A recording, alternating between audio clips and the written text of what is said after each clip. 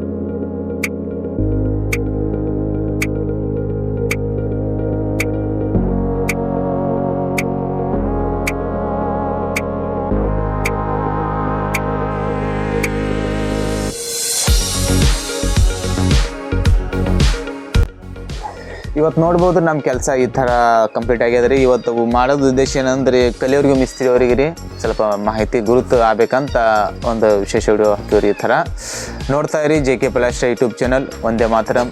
Jai Hind.